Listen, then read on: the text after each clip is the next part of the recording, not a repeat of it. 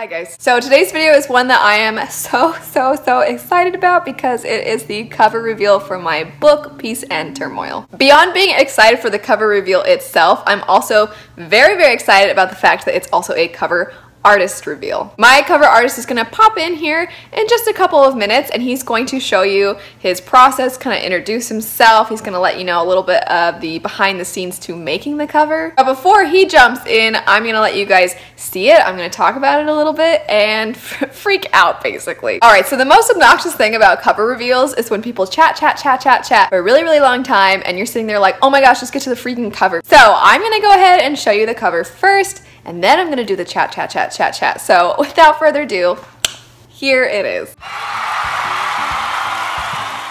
I wanna get into a little bit of the backstory behind the cover and kind of some of the themes that are represented in it. First, I want to talk about the image itself that's on the cover with the dagger and the snake wrapped around it. The image with the snake and the dagger is not just something that I was like, hey, that's like a cool idea, like let's do that. There's definitely reasoning for the way that this image came together. So in the book there is this mystical object known as the Dagger of Eve, and one of our main characters is seeking out this dagger because of its ability to grant immortality. This particular character named Dietrich does not want immortality for himself. He wants it to help protect his family, and currently his mother is sick, so she's sort of on her deathbed and time is a ticking. The kingdom that Dietrich comes from has a particular symbol, a particular seal that represents them, and that would be of a serpent. Because Dietrich's motivations to get this dagger are one of the main things that propel the plot forward and tie all the different point of views together, it seemed very fitting to have the dagger there with him and his motivations and his goals being represented in the snake. The story is a multiple point of view story, so I also think just the idea of the snake wrapping itself around and the way it kind of circles around the dagger is a great representation of the way all the different characters kind of sort of intertwine. I also want to touch on a little bit the color scheme behind the book's cover. If you saw my favorite covers video, you know that I absolutely love black and white covers with pops of color. I just think that they look absolutely amazing. How we went with purple though was actually it just kind of happened. I originally was thinking green, and my cover designer made it in green, and then I asked, I was like, can I see it in different colors? And then he went ahead and made different color options and showed me the different ones, and I fell in love with the purple immediately. I never in a million years would have thought that I wanted the cover of my book to be purple, to have so much purple in it, but I saw it and I was like, oh dang. I also just thought that the color of the purple, it kind of captures the fact that purple, I would say most people don't think is like an ominous color, but the shade of purple has a sense of mystery to it, and it still has that fantastical element though. I don't know, I just think that the purple captures the tone of the book really well. That said, I did show both my dad and my husband the different color options because I was like, is it just me? Is it just in my head? Is the purple not cool at all? And my husband and my dad both were like, the purple looks pretty sweet. And they didn't say, my dad certainly didn't say it like that, because if you've seen my dad, my vlogs, he's basically a cowboy, but he was like, I like the purple looks real good. And my husband's like, purple looks pretty sick. There is one interruption to this color scheme that I want to point out because it was done intentionally, and that would be in the jewel of the dagger. You'll notice that there is a shade of blue. The reason for this is that there is a jewel in the dagger in the book, and this particular jewel swirls between different colors, and so I thought it would be really cool to have the jewel look like it was the only part of the book, that the book's cover, that has a different color in it. It's a small detail, but it's those little kinds of details that I feel like make the cover of the book actually feel like it's representing the book that it's on. Now, as for the image's sketched look, I was very intentional with my desire for that. I told him that there's going to be artwork in the book. I have some character art that I've done. I have some monster art that I had commissioned that is phenomenal, by the way. Oh my gosh, I can't wait to show you guys that stuff. But I absolutely adore awesome artwork in books, especially in fantasy books. So I wanted the cover to kind of sort of reflect the artwork that's going to be throughout the book. And because the artwork throughout the book is sketched, I wanted the cover to have a slightly sketched effect also, and that's why I'm going to put up a slide where you can see some character art I've done, some monster art that my artist has done, and then the cover art. I think you can kind of see how it all ties together. It doesn't look like the cover art is so drastically different from the artwork you're going to be seeing in the book. That is enough blabbing out of me though. Now going from the cover reveal to my cover artist reveal, here is my cover designer and his awesome behind the scenes of how he made this cover. Hey guys, I'm Jay from the channel Captured in Words. I'm a booktuber and a book designer,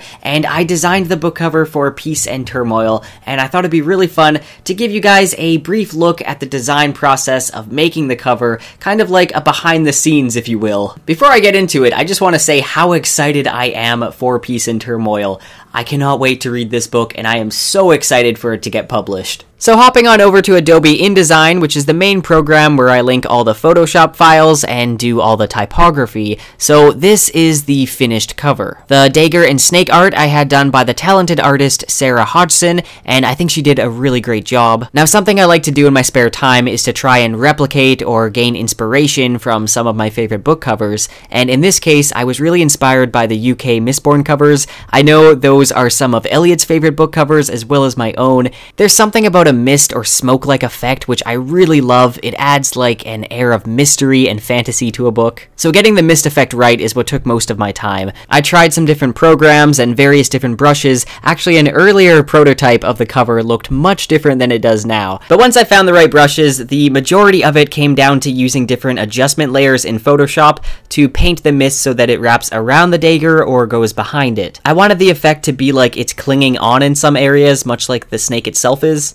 I also tried the mist effect in a bunch of different colors, and Elliot ended up choosing the purple, which I think was a really great choice because it adds to that magical, dark, and mysterious feeling. Also, the mist on the back, it's kind of a subtle abstract effect, but I designed it to fork off like this. It almost works subconsciously, but it adds to that snake-like theme, reminiscent to how snakes have forked tongues. But moving on to fonts, Elliot really wanted a font with some swashes in it for the main font, so I used this font which almost has snake-like qualities in the swashes themselves, and I thought that went really well with the snake image. Also, the subtitle and author's name, I added a like almost metallic outline to it to sort of go with the idea of the dagger on the book cover. So both the title and the subtitle have elements of the main image.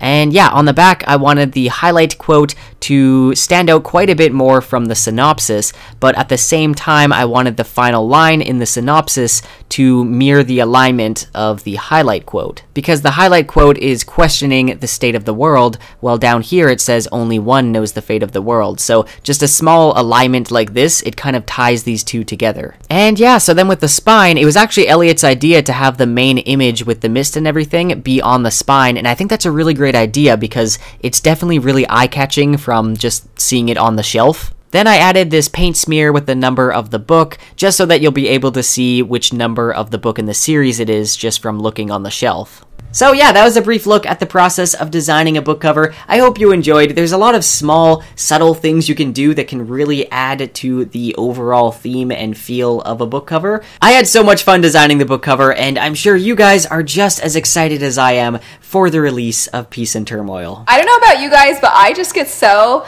enthralled when Jay starts talking about how he goes about making covers. I just think it's absolutely fascinating, and the fact that he was willing to do a little sort of like collaboration and pop-up appearance in this video meant so much to me. I cannot say enough good things about him. He has been absolutely wonderful to work with. He never makes me feel like anything is impossible. I'll tell him like, can we try this? Can we do this? Is it possible to do this?